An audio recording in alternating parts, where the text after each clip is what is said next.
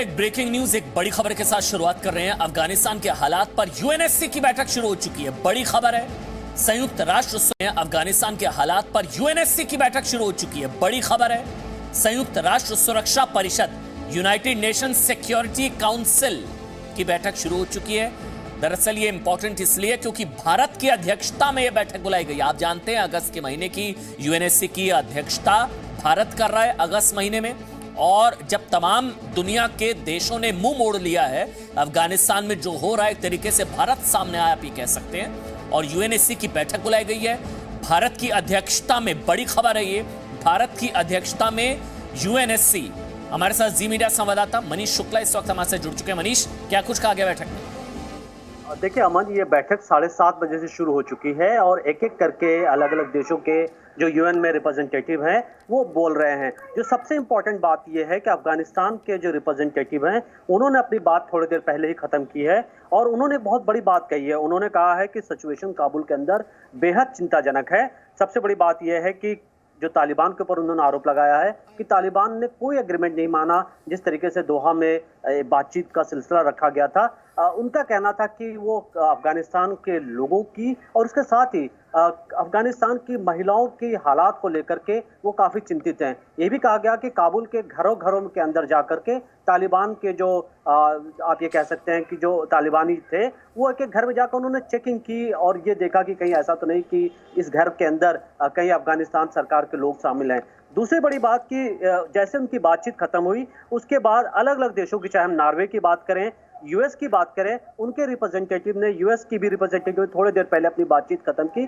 और जो भी यूरोप के देश हैं जो मोस्टली वहां बोल रहे हैं इस वक्त, वो इस बात को लेकर के फिक्रमंद हैं कि जो हालात है अफगानिस्तान के अंदर, जो कियोस की स्थिति बनी हुई है, जो लोग वहां पर परेशान हैं, लोगों को समझ नहीं आ रहा। और हमने सुबह से देखा, लगातार हम अपने चैनल पर वीडियोस दिखा रहे हैं कि किस तरीके से काबुल के एयरपोर्ट के हालात है। उस हालात को लेकर के भी चर्चा की गई और ये कहा गया कि ये स्थितियां नियंत्रण करने की जरूरत है। क्योंकि अमन, ये बैठक अभी चल रही है, इसमें कई देशों के रिप्रेजेंटेटिव यूएन में वो अपनी बात करेंगे और लास्ट में इसको लेकर के देखा जाएगा कि क्या फैसला होता है। ये काफी देर तक बैठक चल सकती है, 2-2.5 घंटे तक बैठक चल सकती है।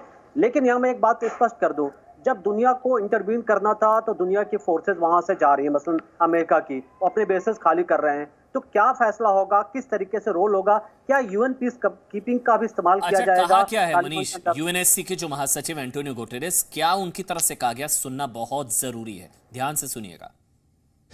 The world is following events in Afghanistan with a heavy heart and deep disquiet about what lies ahead. All of us have seen the images in real time: chaos, unrest, uncertainty, and fear. Much lies in the balance: the progress, the hope, the dreams of a generation of young Afghan women and girls, boys and men. At this grave hour, I urge all parties, especially the Taliban, to exercise utmost restraint to protect lives and to ensure that humanitarian needs can be met. Conflict has forced hundreds of thousands from their homes. The capital city has seen a huge influx of internally displaced persons from provinces around the country where they felt insecure or fled during fighting. I remind all parties of their obligation to protect civilians. और आपको बता दें इस वक्त अनस, जी media संवाददाता, वो मेरे साथ सीधे काबुल से जुड़ चुके हैं। अनस, क्या सिचुएशन अभी? देखिए, काबुल में इस वक्त जो हालात हैं वो थोड़े अनसर्टेन हैं। वो हालात अनसर्टेनिटी की वजह ये है क्योंकि यहाँ पे इस टाइम पे कोई फंक्शनल सेटअप नहीं है।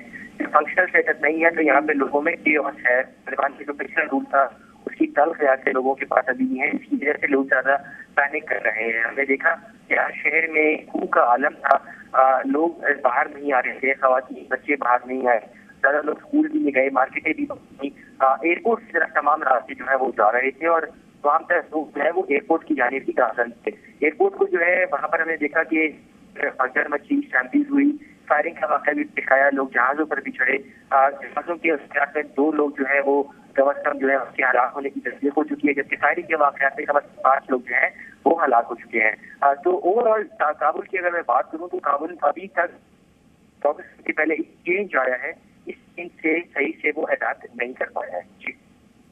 शुक्रिया अनस की पूरी खबर हम तक पहुंचाने के लिए। अभी सिचुएशन अनसर्टेन है। ये तस्वीरें तब आई थी जब हड़बड़ थी और भगदड़ थी एक तरीके से एयरपोर्ट पर, जब विमान उड़ रहा था यूएस का, तो उसमें लोग चढ़ गए और फिर आसमान से नीचे गिरे हैं, वो उड़ते विमान से नीचे गिरे।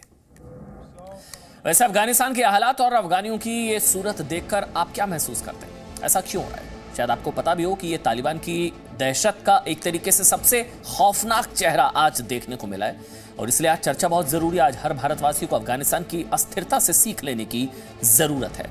अगर कोई देश एक राष्ट्र भावना के साथ नहीं चल पाए, लोकतांत्रिक मूल्यों को लेकर एकजुट नहीं रह पाए, तो कैसे दहशतगर्दी के मीर उसे आतंक के अमीरात में तब्दील कर देते हैं। यह अफगानिस्तान उसकी सबसे बड़ी मिसाल है। आज आतंक का कोई मुल्क है तो वो अफगानिस्तान है। उसको तालिबानिस्तान भी आप कह सकते हैं। अफगानिस्तान में दहशत है, भगदड़ है, तालिबान का खौफ है, भविष्य की अनिश्चितता है, क्योंकि अफगानिस्तान में लोकतंत्र की कब्र खुद चुकी है। उस मुल्क को सदियों पुरानी बर्बर विचारधारा के हवाले छोड़ दिया गया। वो खौफनाक मंजिर जब तालिबान का राज हुआ करता था अफगानिस्तान में, लोग सोचकर भी सेहर उठते हैं। दुनिया खामोश है। अफगानिस्तान की तारीख, हाल और मुस्तकबिल पर हम चर्चा करें उससे पहले हम आपको काबुल की जरा आंखों देखी दिखाना चाहते हैं, क्योंकि हमारे संवाददाता अनस मलिक ने काबुल में जो अपनी आंखों से देखा है, वहां के हालात को महसूस किया है, वो तमाम तस्वीरें और एहसास सबसे पहले हम आप तक पहुंचाना चाहते हैं, देखकर आप समझ सकें कि अफगानिस्तान में अभी फिलहाल हो क्या रहा है। हमारे संवाददाता आपको नजर आ रहे हैं, अनस मलिक।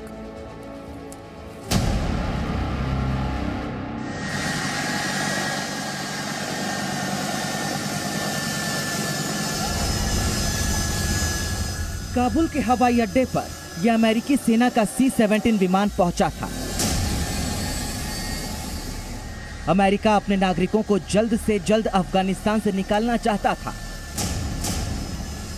लेकिन अमेरिकी सेना के विमान पर चींटियों की तरह लोग चढ़ रहे थे।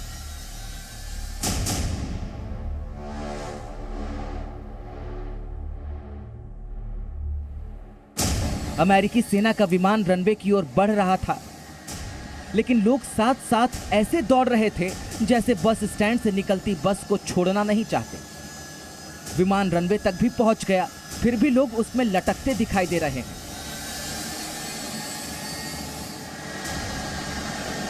आखिरकार अमेरिकी एयरफोर्स को रनवे के साथ साथ अपाचे अटैक हेलीकॉप्टर उड़ाना पड़ा, ताकि लोगों को अमेरिकी एयरफोर्स के विमान से दूर किया जा सके।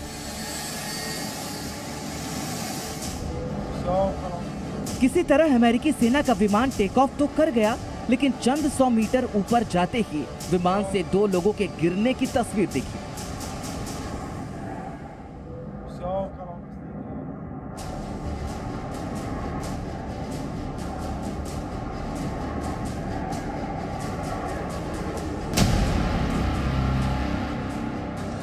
काबुल में भगदड़ मची है। हवाई अड्डे पर गोलियां चल रही हैं। भीड़ इतनी ज्यादा है कि अमेरिकी सेना के जवानों को भीड़ कंट्रोल करने के लिए फायरिंग तक करनी पड़ी है। खबर है कि फायरिंग में 5 लोगों की मौत हो चुकी है। फायरिंग के बीच एयरपोर्ट पर भागते दौड़ते ये उन लोगों की तस्वीर है जो किसी भी सूरत में अफगानिस्तान छोड़ देना चाहते हैं। काबुल एयरपोर्ट से कमर्शियल फ्लाइट्स की आवाजाही बंद हो चुकी है। सिर्फ नाटो देशों की सेना अपने अपने विमानों से लोगों को निकालने के लिए काबुल पहुंच रही है। इस एक तस्वीर को देखकर महसूस किया जा सकता है कि अफगानिस्तान में तालिबान की कैसी दहशत है और अफगानियों में काबुल से निकलने की कितनी जल्दबाजी है। किसी विमान में सवार होने के लिए सीढ़ियों पर इस कदर लटकते लोगों की तस्वीर शायद दुनिया ने पहली बार देखी होगी। काबुल में मची भगदड़ के गवाह रहे संवाददाता अनस मलिक, जिनके सामने पूरा शहर हवाई अड्डे की ओर उमड़ता दिख रहा था।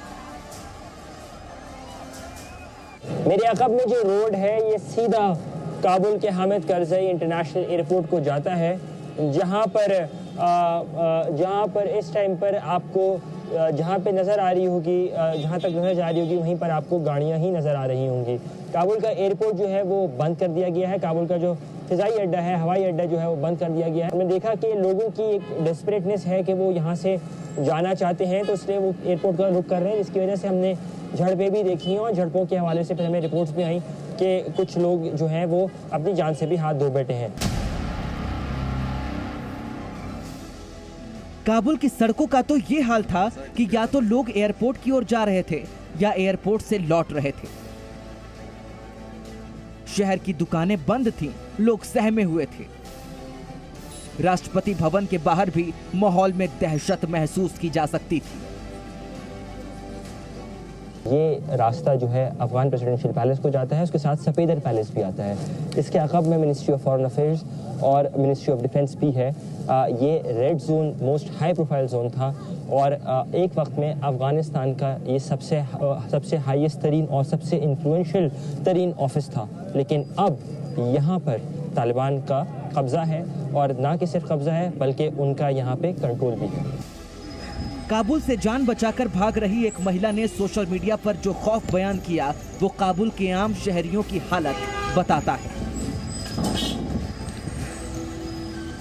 طالبان وارد شهر شدن و ما داریم فرار میکنیم. مردم همه ترسیدن. काबुल शहर सदमे में है। सूनी सड़कों पर तालिबान के टैंक घूम रहे हैं। तालिबानी आतंकी काबुल से भाग रहे लोगों को हवाई अड्डे की ओर जाने से रोक रहे हैं। दुकानें बंद हैं, सड़कें सूनी हैं और जो सड़क पर दिख रहे हैं वो किसी भी हाल में काबुल से निकल जाना चाहते हैं। तालिबान रूल का आज पहला दिन था अफ़गानिस्तान में और अफ़गानिस्तान की सड़कों पर जो सूरत हाल थी वो थोड़ी सी कशीदा नज़र आई। लोगों में खौफ का अंसर ज़रूर था। तालिबान जो हैं वो आपको जगह जगह चेक पोस्ट पर दिखते हैं। जो वो चेक पोस्ट जो कभी अफ़गान आर्मी कंट्रोल करती थी अब वो तालिबान के कंट्रोल में है। एयरपोर्ट की तरफ अगर मैं बात करूँ तो तमाम रास्ते जो थे, तमाम सड़कें जो थी आज एयरपोर्ट की तरफ जा रही थी और मास एक्सोडस जो है लोग जो हैं काफ़ी ज़्यादा तादाद में मुल्क छोड़ के फ़रार होने की कोशिश करना चाह रहे हैं। आम अफगानी दहशत में है क्योंकि तालिबानी राष्ट्रपति भवन तक को कब्जे में ले चुके हैं। काबुल पर कब्जे का ऑफिशियल बयान जारी कर चुके हैं। राष्ट्रपति भवन के अंदर तालिबानियों की मौजूदगी की तमाम तस्वीरें मीडिया में जारी भी की गई। उधर अफगानिस्तान के इस्लामिक अमीरात का अमीर बनने तालिबानियों का नेता मुल्ला अब्दुल गनी बरादर दोहा से काबुल पहुंच चुका है और अफगानिस्तान के राष्ट्रपति अशरफ गनी मुल्क छोड़कर फरार हो चुके हैं।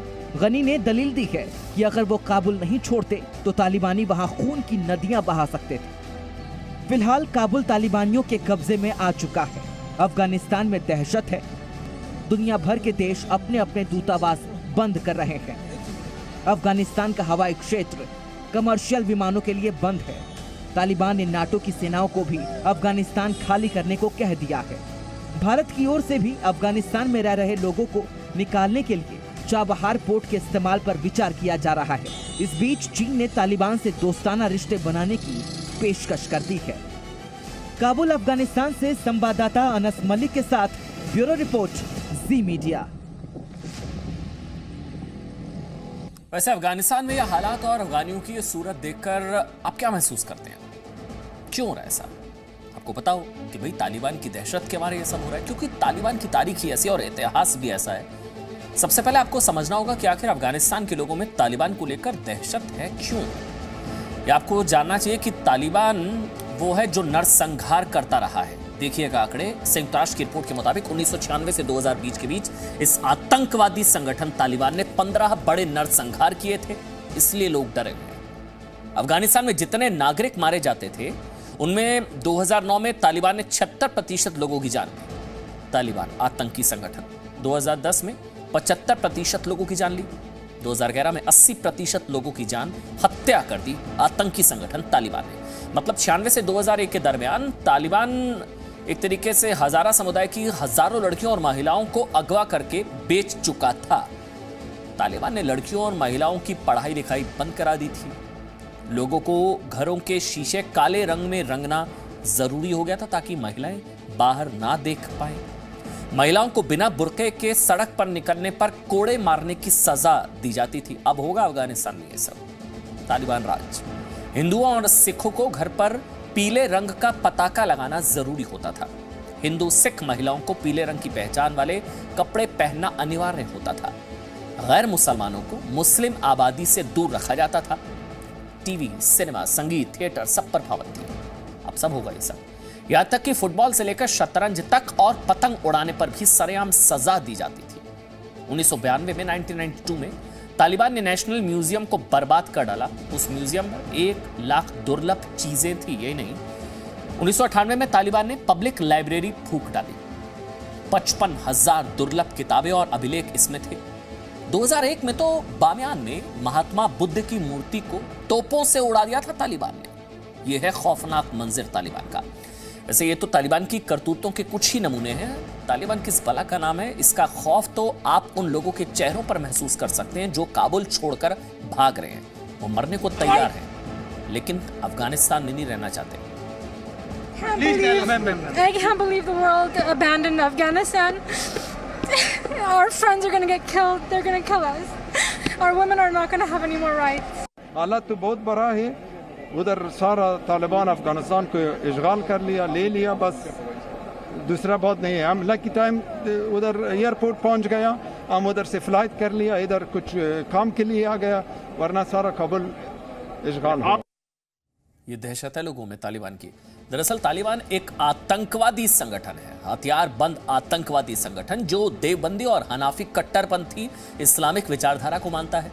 ये तालिबान शरिया कानूनों के मुताबिक मुल्क का शासन चलाना चाहता है और उस शरिया के पालन में ऐसे तमाम गुनाहों से भी परहेज नहीं करता जो इंसानियत के नाम पर शर्म है। आप सोच रहे होंगे कि जब तालिबान इतना ही बुरा है तो अमेरिका ने तालिबान के हवाले अफगानिस्तान को क्यों छोड़ दिया भाई?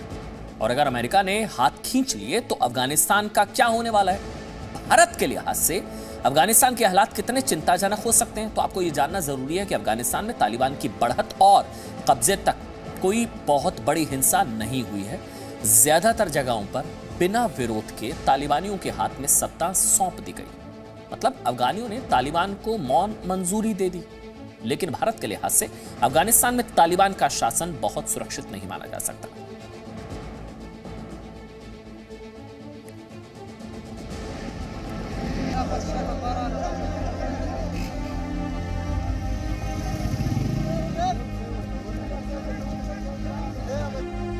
अफगानिस्तान में अभी न बम गिर रहे हैं न गोलियां चल रही हैं, लेकिन तालिबान की दहशत ऐसी कि लोग अफगानिस्तान छोड़कर किसी भी हाल में भाग जाना चाहते हैं। सैकड़ों हजारों लोग पैदल ही अफगानिस्तान की सरहद की ओर बढ़ रहे हैं। अफगानिस्तान के दक्षिण में ईरान की सरहद है, उत्तर पश्चिम में तुर्कमेनिस्तान है, उत्तर में उज्बेकिस्तान और तजाकिस्तान है और पूरब में पाकिस्तान है। अफगानिस्तान से पलायन चारों दिशाओं में हो रहा है, लेकिन सबसे नजदीक और खतरनाक हालात पाकिस्तान बॉर्डर पर पैदा होने वाले हैं, जहां तालिबान के डर में अफगानिस्तान छोड़कर आ रहे सैकड़ों हजारों लोग पाकिस्तान में शरणार्थी बनने जा रहे हैं। What I'm saying is कि सिचुएशन फ्लूइड है, सिचुएशन इवॉल्व कर रही है। इसमें हमें बड़ी जिम्मेदाराना गुफ्तगू भी करनी है और जिम्मेदाराना तरीके से अपना रोल प्ले करना है।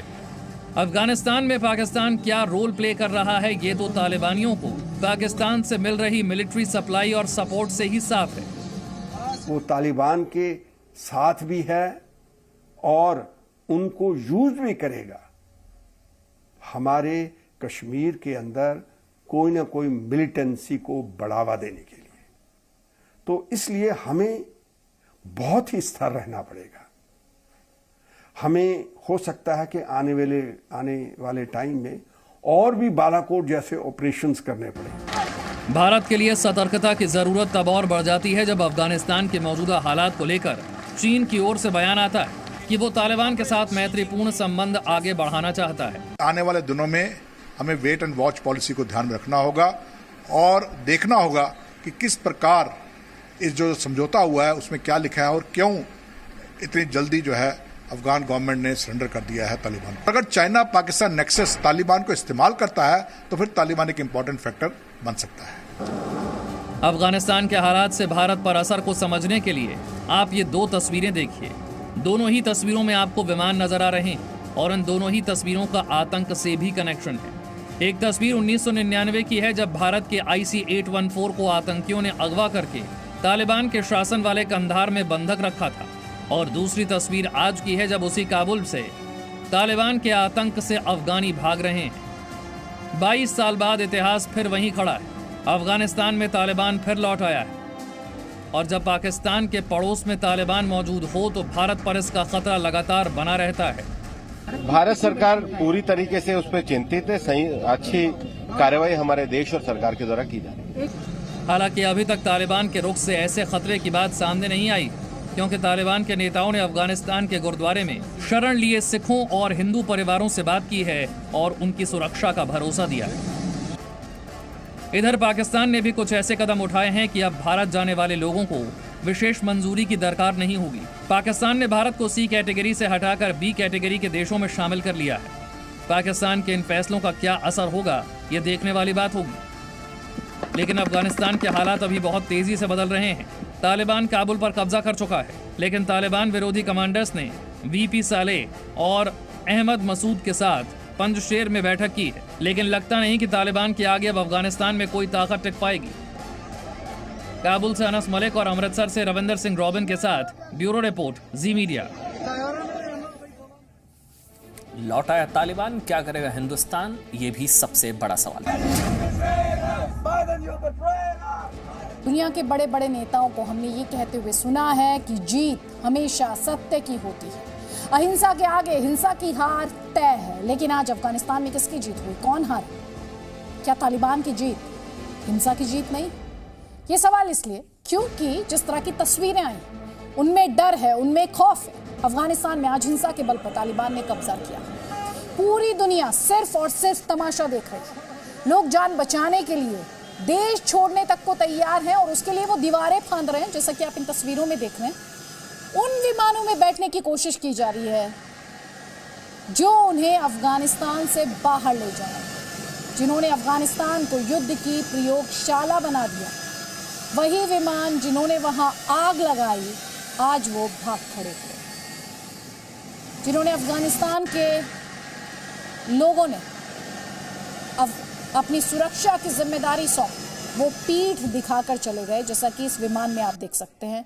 और आज जब अफगानिस्तान के निर्दोष लोगों की जिंदगी खतरे में है तो बचाने के लिए कोई आगे नहीं आ रहा। कोई रूस दिखाई नहीं दे रहा, कोई संयुक्त राष्ट्र दिखाई नहीं दे रहा, और ना ही दिखाई दे रहा है अमेरिका। क्या अफगानिस्तान की जमीन दुनिया के लिए सिर्फ और सिर्फ युद्ध की प्रयोगशाला है?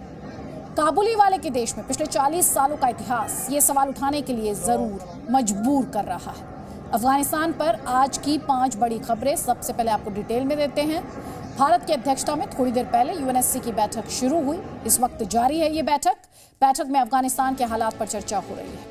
भारत सरकार ने भरोसा दिया कि अफगानिस्तान में रहने वाले भारतीय मूल के नागरिकों को पूरी सुरक्षा दी जाएगी, और अगर वो भारत आना चाहते हैं तो हर संभव मदद के लिए भारत सरकार तैयार। पाकिस्तान के प्रधानमंत्री इमरान खान ने कहा कि अफगानिस्तान ने गुलामी की बेड़ियां तोड़ दी हैं, यानी पाकिस्तान के लिए तालिबान राज आने का मतलब है अफगानिस्तान की आज़ादी। चीन भी तालिबानी शासन से रिश्ते रखने का भरोसा जता रहा है।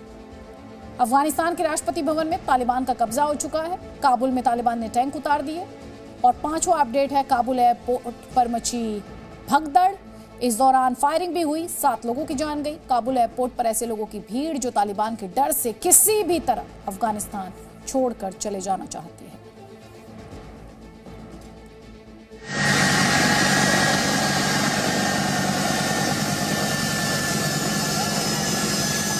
इस वीडियो में क्या है? आप इसे देखने के बाद कहेंगे कि इस वीडियो में बहुत सारे लोग काबुल एयरपोर्ट के एक रनवे पर अमेरिकी विमान C-17 ग्लोब मास्टर पर सवार होने के लिए दौड़ रहे हैं। लेकिन जहां से मैं देख रहा हूं, मुझे इस वीडियो में कुछ और भी दिख रहा है।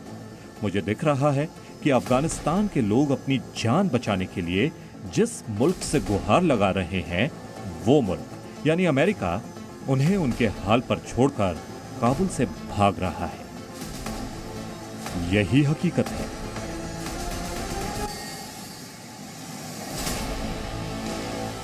जिस देश का राष्ट्रपति जनता को अंधेरे में रखकर मुल्क से भाग जाए, तो वहां की जनता के पास और विकल्प ही क्या है देश छोड़ने के सिवा।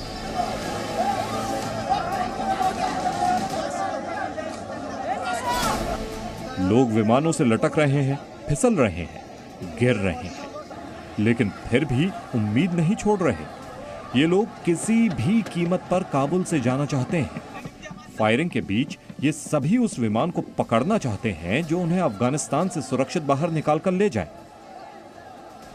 जिस अमेरिका को अभी तालिबान के खिलाफ अपने लड़ाकू विमानों की ताकत दिखानी चाहिए, वो अफगानिस्तान के बेबस लोगों को एयरपोर्ट से हटाने के लिए विमान का डर दिखा रहा है।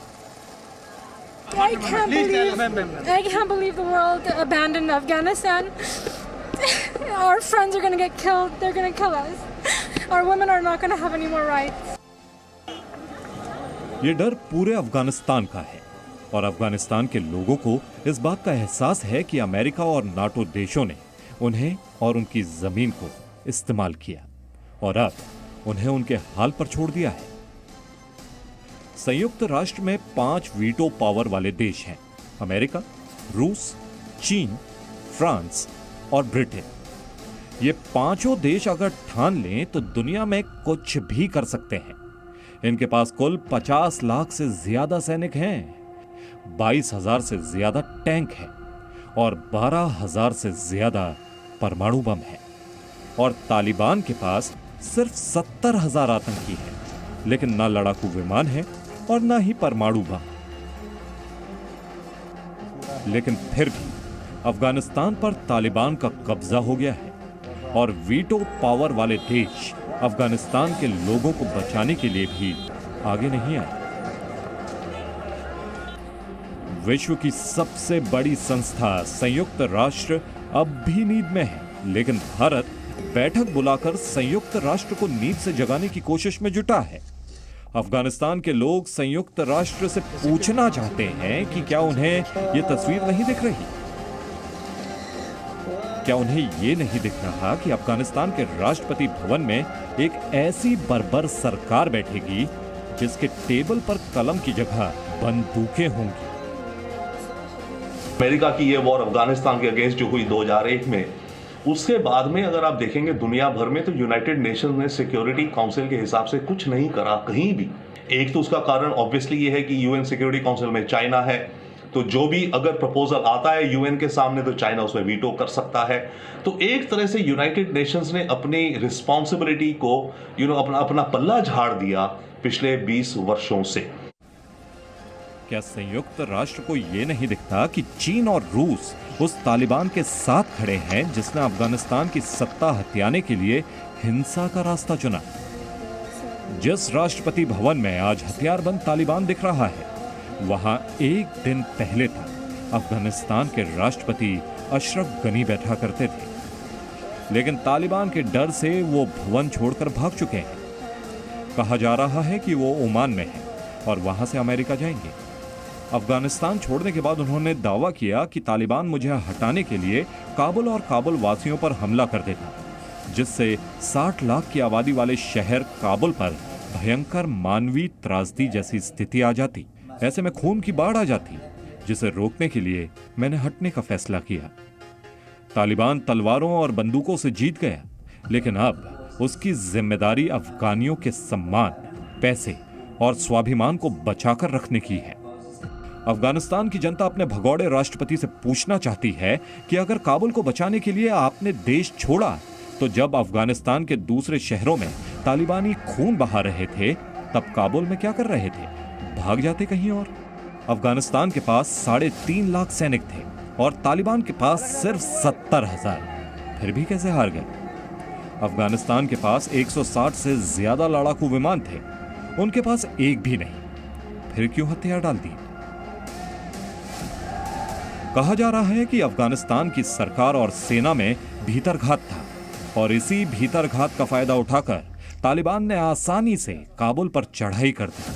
अब पूरा अफगानिस्तान तालिबान के कब्जे में है, वहां की जनता खौफ में है और दुनिया दुविधा में है। काबुल से संवाददाता अनस मलिक के साथ ब्यूरो रिपोर्ट, जी मीडिया।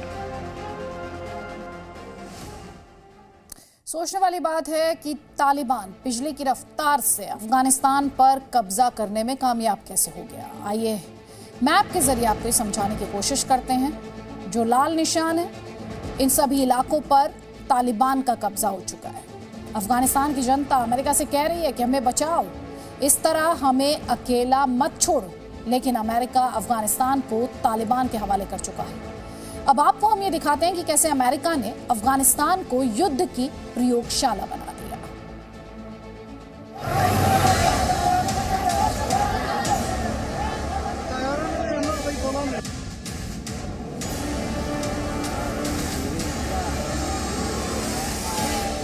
टैंक, हथियार, पैसे और पावर, अफगानिस्तान में अब सब कुछ तालिबान के कब्जे में है।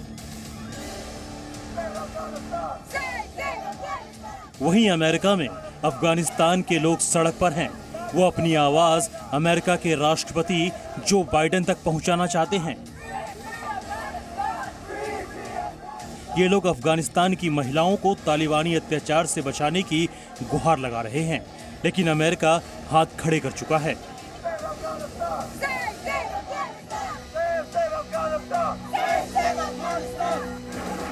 ये वही अमेरिका है जिसने 11 सितंबर 2001 को न्यूयॉर्क के वर्ल्ड ट्रेड सेंटर पर हुए आतंकी हमले के बाद तालिबान के सहयोगी आतंकी संगठन अल-कायदा को खत्म करने की शपथ ली थी।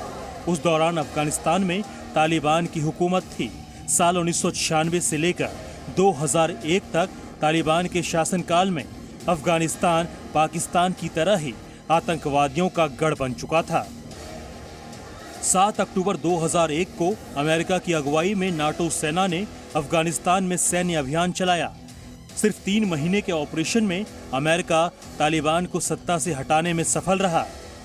तालिबान और अल-कायदा के बड़े बड़े आका भागकर पाकिस्तान चले गए। बीते 20 साल से अमेरिकी फौज अफगानिस्तान में डटी रही। इस दौरान वहां जनता की चुनी हुई सरकार का शासन तो स्थापित हुआ, लेकिन तालिबान से लड़ाई खत्म नहीं हुई। तालिबान का हमला जारी रहा और इस लड़ाई में अमेरिका ने 20 साल में 60 लाख करोड़ से ज्यादा रुपए खर्च कर दिए। 2300 से ज्यादा सैनिक गंवा दिए। 60,000 से ज्यादा अफगानी सैनिक और पुलिसकर्मी मारे गए और 1 लाख से ज्यादा अफगानी नागरिकों की मौत हुई।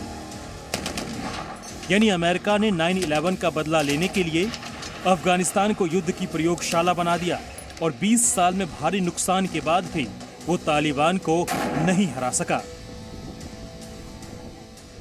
अमेरिका ने अफगानिस्तान को युद्ध की प्रयोगशाला करीब 30-40 सालों से बनाया। जिहाद का जो सीड जो जन्म हुआ जिहाद की आइडियोलॉजी का, अमेरिका ने मुजाहिदीन और जिहाद और जन्नत इन सब चीजों को लेकर के उकसाया मुसलमानों को पाकिस्तान में और अफगानिस्तान के अंदर। तो ये जो प्रयोगशाला है ये वहां से शुरू हुई। सोवियत यूनियन तो हट गए, पर उसके बाद फिर रह गए तालिबान, फिर तालिबान की सरकार बनी।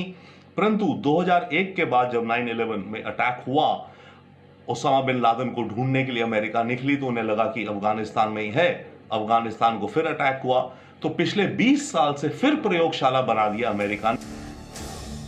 ये वही अमेरिका है जिसने 1980 के दशक में पाकिस्तान की मदद से तालिबान को खड़ा किया था। उस वक्त भी जमीन अफगानिस्तान की थी और जंग सोवियत संघ रूस के खिलाफ थी। तब सोवियत संघ रूस की सेना ने मैदान छोड़ा था और अब अमेरिका की सेना मैदान से भाग खड़ी हुई। काबुल से संवाददाता अनस मलिक के साथ ब्यूरो रिपोर्ट, जी मीडिया।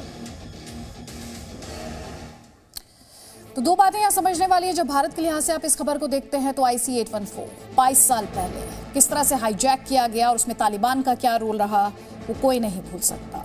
और बड़ा सवाल उन मुल्कों पर, चीन, रशिया, अमेरिका जैसे मुल्कों पर, जिन्होंने तालिबान को नेगोशिएशन टेबल पर वो ले आए। और सोचिए, मुल्ला ब्रादर, उसका इतिहास क्या कहता है? उसका इतिहास ये कहता है कि 2018 में वो जेल से छूट कर आया था। तो अपने आप में बताने के लिए काफी कि दुनिया का स्तर इस वक्त कहां पहुंच चुका है। और अब जो खूंखार आतंकी जेल से छूटेंगे, जरा सोचिए वो किन मुल्कों के खिलाफ साजिश रचेंगे। देश हित में ब्रेकिंग न्यूज का वक्त हो गया। यूएनएससी की बैठक खत्म हो चुकी है और इस बैठक में भारत की तरफ से जो बयान आया है उसके तहत ये कहा गया है कि अफगानिस्तान के हालात चिंताजनक है। भारत अफगानिस्तान के लोगों के भविष्य को लेकर चिंतित है। इंसानियत संकट में है अफगानिस्तान में, सभी पक्ष हिंसा रोकने के लिए साथ आएं, ये भारत की तरफ से कहा गया है कि लोग खौफ में जी रहे हैं। सुनिए। In this short period of time, we have witnessed dramatic changes in the situation. We have also seen very unfortunate scenes at the Hamid Karzai International Airport in Kabul. There is widespread panic among the people. Women and children are in distress. Incidents of firing have been reported from the city, including at the airport. While the security situation remains precarious, a grave humanitarian crisis is unfolding. We have heard urgent appeals from all quarters, including from the Secretary General. It is time for the international community, in particular this Council, to act and ensure an immediate cessation of violence and contain any possible crisis and mitigate its consequences. As a neighbor of Afghanistan, as a friend of people, the current situation prevailing in the country is of great concern to us in India. Afghan men, women and children are living under a constant of fear. They are uncertain about their future. Everyone is concerned about increasing violations of the fundamental rights of the Afghan citizens. Afghans are worried about whether their right to live with dignity would be respected. There are many unanswered questions. We hope that the situation stabilizes soon and the parties concerned address the humanitarian and security issues. तो भारत कह रहा है अनिश्चितता का माहौल है, हिंसा फौरन बंद होनी चाहिए। अफगानी पुरुष और महिलाएं इस वक्त डर और खौफ में जी रहे हैं और इस पर विराम लगना चाहिए। हम लौटेंगे जल्द। आपको इस अपडेट के साथ हम ब्रेक में छोड़ रहे हैं कि अमेरिका के राष्ट्रपति जो बाइडेन 1:15 पर अपना स्टेटमेंट देने वाले हैं। स्टेटमेंट पर किसी की निगाहें रहेंगी। फिलहाल हम एक छोटी सी ब्रेक ले लेंगे।